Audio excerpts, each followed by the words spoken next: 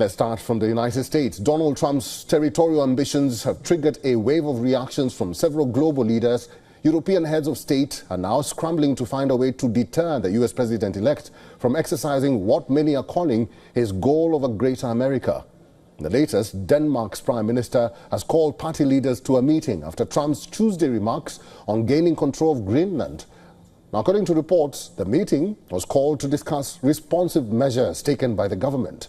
The Danish leader had responded to Trump's remark, saying Greenland is not for sale. Other European leaders have also united, criticizing the Trump-Musk duo for growing interference in external matters. Germany's Chancellor Olaf Scholz has reacted to Trump's expansionist statement, saying borders cannot be changed by force. The inviolability of borders is a fundamental principle of international law. In the final act of the Conference on Security and Cooperation in Europe in 1975, in the midst of the Cold War, the states of Europe and the countries of the then Eastern Bloc agreed once again with the United States and the Soviet Union on this central principle: borders must not be moved by force. Italian Prime Minister Giorgia Meloni also dismissed the U.S. president-elect's remarks.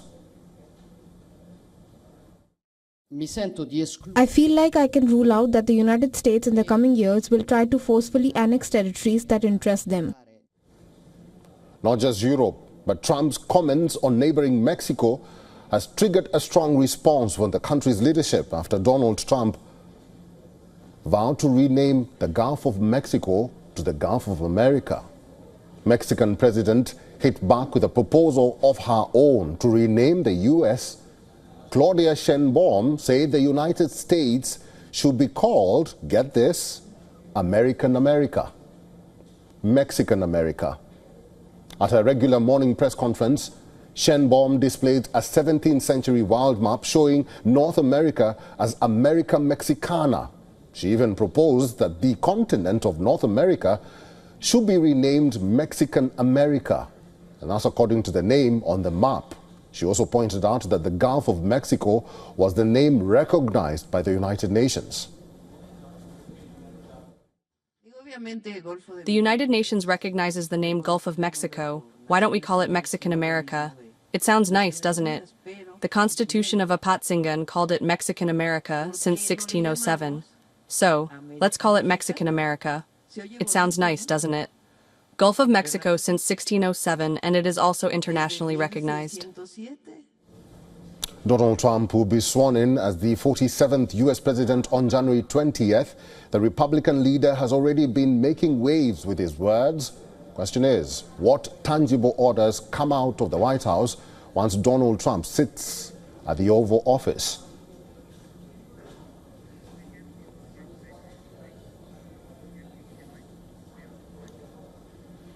Ben Aries is the founder and editor-in-chief of BNE IntelliNews and also former Moscow bureau chief for the Daily Telegraph. Mr. Aries is now joining us live from Berlin, Germany. Welcome to the show, Mr. Aries.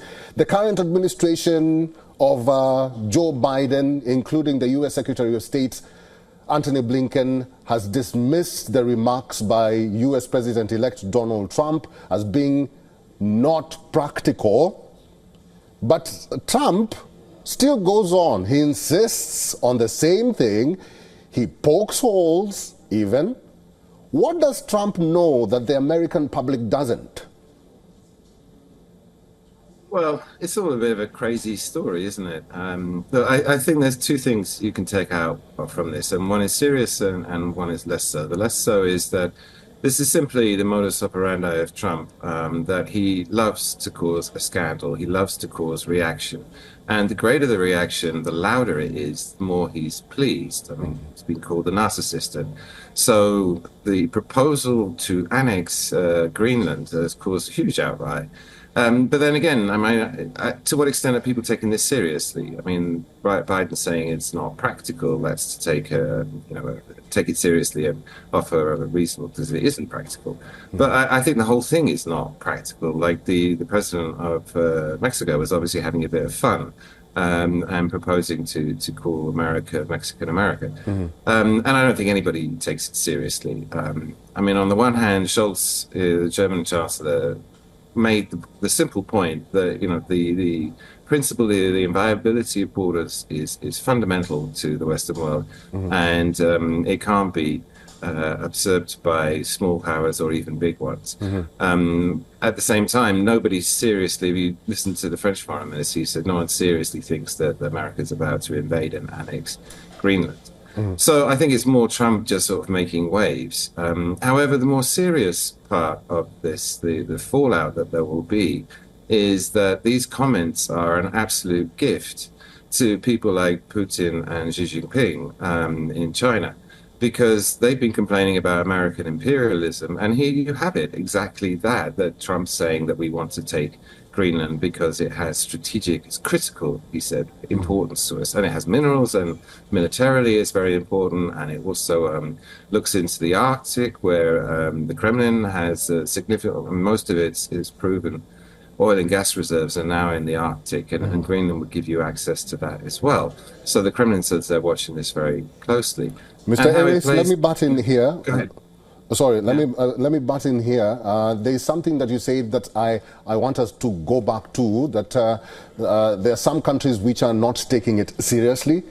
And you did mention Mexican President Claudia Sheinbaum, who says that the U.S. or Mexico should be renamed Mexicana America. But we have Canada. Canada has already started preparing themselves for counter tariffs. What are they afraid of?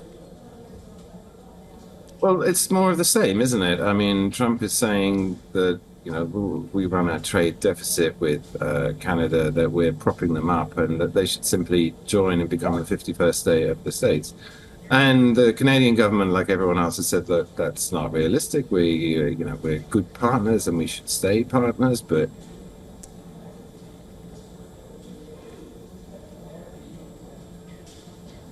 they're not going. And it's just not going to happen. There would be a revolution. And Canadians themselves are happy to be next door. They're happy to be good friends, but they're happy being Canadian. And they have a long street, so they're not going to accept it. All right, Ben Harris, we'll have to leave it there. Thank you very much for your time and for talking to us today. For all the latest news, download the WION app and subscribe to our YouTube channel.